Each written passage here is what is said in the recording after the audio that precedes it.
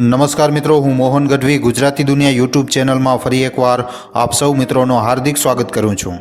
મિત્રો, ટ્રક ડ્રાઈવરોની હડતાલે ધક્કો મારીને પાછળ કરી નાખ્યું હિટ એન્ડ રન રૂલમાં થવાવાળા બદલાવને। સરકારે કહી દીધું કે કાનૂન લાગુ નહીં થાય। હવે ક્યારે લાગુ થશે, કયા બદલાવો સાથે લાગુ થશે, આ બધું હવે ડ્રાઈવરોની સાથે બેસીને, ડ્રાઈવરોના સંઘની સાથે બેસીને નક્કી કરવામાં આવશે।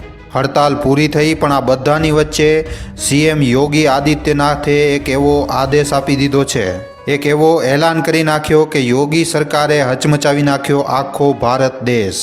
શું છે એ ઘોષણા, જેના ચાલતા પરિવહન નિગમમાં એક ખૂબ જ મોટો બદલાવ થવાનો છે અને શું કામ આનાથી ડગમગાઈ શકે છે આખો ભારત દેશ।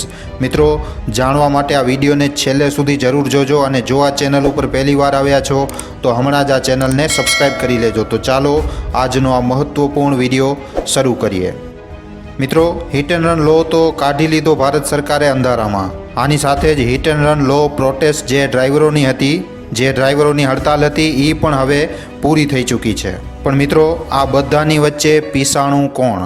અરે કોણ ભાઈ, એકદમ ઈમાનદારી સાથે જણાવજો, નો ચીટિંગ। કમેન્ટ બોક્સમાં નીચે જરૂર લખજો। કેટલા લોકોએ ડ્રાઈવરોની હડતાલના ખોફમાં પેટ્રોલ પંપની સામે લાઈનો લગાડી અને કેટલાનો પેટ્રોલ અને ડીઝલ ભરાવ્યો? એકદમ ઈમાનદારી સાથે નીચે કમેન્ટ સેક્શનમાં જરૂર લખજો મિત્રો।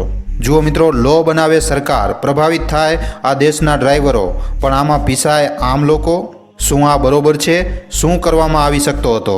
પહેલાં જ ડિસ્કસ કરી લેવું તું ભાઈ ડ્રાઈવર ભાઈઓ સાથે, નહીં? જો પહેલાં જ કરી લીધું હોત તો કમસે કમ આપણને પેટ્રોલ પંપની સામે લાઈનો તો ન લગાડવી પડે। ખોટું કહી રહ્યા છીએ? ચાલો કાંઈ વાંધો નહીં, દેર આએ દુરુસ્ત આએ। ડ્રાઈવર ભાઈઓની માંગ મંજૂર કરી લેવામાં આવી છે અને દેશની સાથે સાથે સરકારને પણ સારી રીતે સમજમાં આવી ગયું હશે કે ભલે રાજનીતિની સ્ટેરિંગ નેતાઓ અને મંત્રીઓના હાથમાં હશે, પણ આ દેશની સ્ટેરિંગ મિત્રો ભારત દેશના ડ્રાઈવરોના હાથમાં છે। જો એમણે આ સ્ટેરિંગ મૂકી દીધી તો આખો દેશ ઊભો રહી જશે। ક્રિમિનલની પિક્ચર પેન્ટ કરી દેવામાં આવે છે ડ્રાઈવરનું નામ આવતા જ। દારૂના પ્યાસી, ખોટી વસ્તુઓના આદિ, HIV કેરિયર સુધી પણ કહેવામાં આવે છે ડ્રાઈવરોને। પછી હિટ એન્ડ રન કેસમાં તો સૌથી પહેલાં એમનો જ નામ આવે છે કે મોટી ગાડીઓવાળા ટક્કર મારીને ચાલ્યા ગયા। ઓવરઓલ ખૂબ જ ખૂંખાર છબી બનાવવામાં આવે છે ડ્રાઈવરોની, અને મિત્રો આમાં પણ ખાસ કરીને બસ અને ટ્રકના ડ્રાઈવરોની। તો ભાઈ, ખરાબ લોકો કઈ ફિલ્ડમાં નથી હોતા? હરેક બોક્સમાંથી થોડા ઘણા ફળ તો ખરાબ નીકળે જ છે। પછી બોક્સ સંસદનો હોય કે પછી ટ્રાન્સપોર્ટ લાઇનનો, એક સડેલા ફળના લીધે આખા બોક્સને ફેંકવામાં નથી આવતો। એક ટ્રક ડ્રાઈવર ખૂબ જ ઈમાનદાર માણસ હોય છે। એક બસ ડ્રાઈવર ખૂબ જ પુણ્યનું કામ કરે છે, લોકોને એમની મંજિલ ઉપર પહોંચાડે છે। ટ્રક ડ્રાઈવરો લાખો કરોડોનો સામાન, આખા દેશભરની વાત કરીએ તો ટ્રક ડ્રાઈવરો જ છે જે લાખો કરોડો રૂપિયાનો સામાન એક જગ્યાથી બીજી જગ્યા સુધી પહોંચાડે છે। અને મિત્રો, ટ્રક ડ્રાઈવરો બધું સામાન પોતાના રિક્ષ ઉપર લઈને જાય છે, ઈમાનદારી સાથે લઈને જાય છે। જો આ ન હોય તો આપણો ના તો એમેઝોન હોય અને ના તો ફ્લિપકાર્ટ હોય। જો આ ન હોય તો તમે બ્રાન્ડેડ કપડાં અને વિલાયતી ઇત્ર જો તમે મંગાવો છો ને, એ વસ્તુઓ તમારા સુધી પહોંચે નહીં જો ટ્રક ડ્રાઈવર ન હોય તો। જો આ ન હોય તો આપણી બાઇકોમાં અને ગાડીઓમાં જે આપણે પેટ્રોલ નાખીએ છીએ એ પણ ન હોય। ખૂબ જ ઓછા પગારમાં જિંદગી કાઢે છે ટ્રક ડ્રાઈવરો મિત્રો। દેશમાં ખાડાઓની માર, બ્રેકરના ઝટકા અને સૌથી મોટું મિત્રો ઘૂસખોર ઓફિસરોની થપ્પડ ખાયા પછી પણ, આ જંગલોમાંથી નીકળ્યા પછી પણ, ખરાબ વાતાવરણને ચીરીને પણ આ તમારી અને મારી જિંદગીને સરળ બનાવવાવાળી વસ્તુઓ લઈને આવે છે। આ તમારી અને મારી જીવન જરૂરિયાતની વસ્તુઓ આપણા સુધી પહોંચાડે છે। એમને સન્માન મળવો જોઈએ મિત્રો, એમને એમનો હક મળવો જોઈએ। શું તમે પણ આવું મહેસૂસ નથી કરતા? શું એમનો એટલો પણ હક નહોતો બનતો કે જે કાનૂન એમની ખિલાફ જે આવી રહ્યો હતો, ડેફિનેટલી એ કાનૂન એવો નહોતો કે જનતાના ફેવરમાં નહોતો। આનાથી જે ટ્રક ડ્રાઈવર હોય એ વધારે સાવચેત રહે કે હા ભાઈ, આપણને આરામથી જવાનું છે, ભલે થોડુંક મોડું પહોંચીએ પણ આરામથી જવાનું છે। આપણને એક્સિડન્ટ નથી કરવાનું, ભલે થોડુંક આપણે મંજિલ ઉપર થોડોક મોડો પહોંચશું। સરકારની મનસા પણ કાંઈ ખોટી નહોતી, બરોબર જ હતી, પણ થોડીક વાત તો કરવી જોઈએ ને। ડ્રાઈવર કાંઈ એટલા નાના પણ નથી હોતા। આખરે એમણે જણાવી દીધું ને કે કેટલા મોટા છે એ। જો ડ્રાઈવરો ઊભા રહી જશે તો આખો દેશ ઊભો રહી જશે। આખરે સરકારને પાછળ હટવું જ પડ્યું ને, તો એમને સાથે લેવામાં સરકારનું શું જતું હતું? આ એક સવાલ છે। બીજી વાત, યોગી સરકારે એવી કેવી નવી લો લાવી દીધી છે જેના ચાલતા આખા દેશમાં હલ્લો થઈ ગયો છે। જુઓ મિત્રો, એક લો તો આ હતો હિટ એન્ડ રન લો।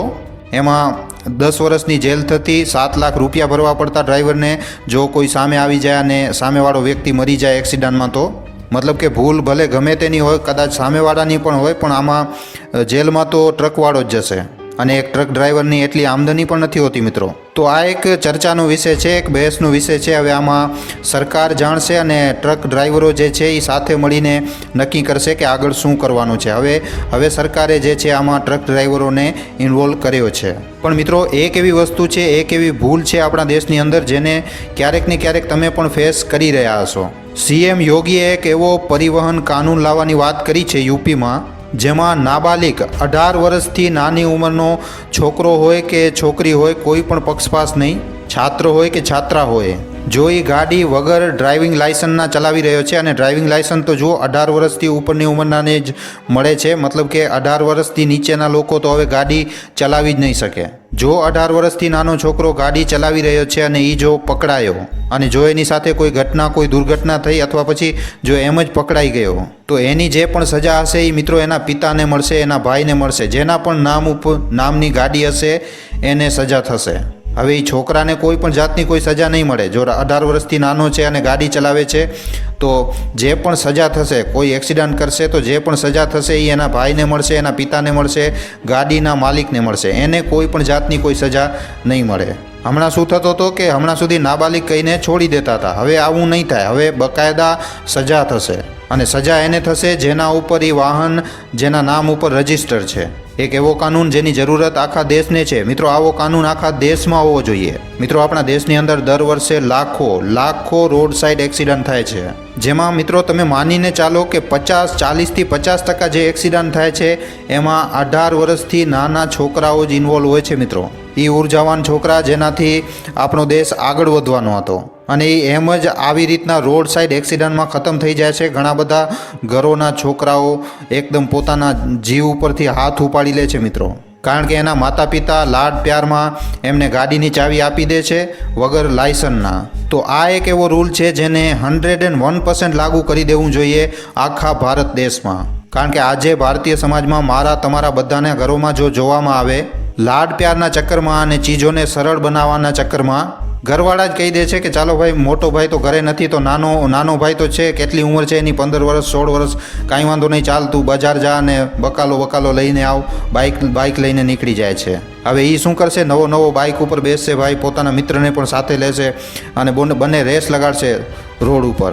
આવી પરિસ્થિતિમાં જો એ ક્યાંક જઈને ટકરાઈ ગયા, કોઈ બુજુર્ગ વ્યક્તિનો પગ ભાંગી ગયો, કોઈનો હાથ ભાંગી ગયો, અથવા તો પછી કોઈ વ્યક્તિની મોત થઈ ગઈ મિત્રો, આ ખોટું છે. આ એક ક્રાઇમ છે. આને આપણે રોકવું જોઈએ, અને આ રૂલને આખા દેશમાં લાગુ કરવું જોઈએ. જો આ હમણાં ખાલી યુપીમાં લાગુ થઈ રહ્યું છે, તો આને આખા દેશમાં લાગુ કરવું જોઈએ કે જો 18 વર્ષથી નાની ઉંમરના છોકરાઓથી જો કોઈ ભૂલ થાય છે, તો પછી એ ગાડી જેના નામ ઉપર રજિસ્ટર છે, એ વાહન જેના નામ ઉપર છે, સજા એને થશે.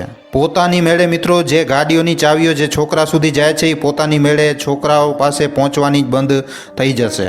ગાડીનો જે માલિક છે એ જિમ્મેદાર બની જશે કે ભાઈ જો તું ક્યાંક જઈને એક્સિડન્ટ કરશે, કોઈને ઠોકી દેશે તો સજા તો મને થશે ભાઈ. તો આ કાનૂન એક ખૂબ જ બરોબર કાનૂન છે મિત્રો, અને આ કાનૂનને આખા દેશભરમાં લાગુ કરવું જોઈએ.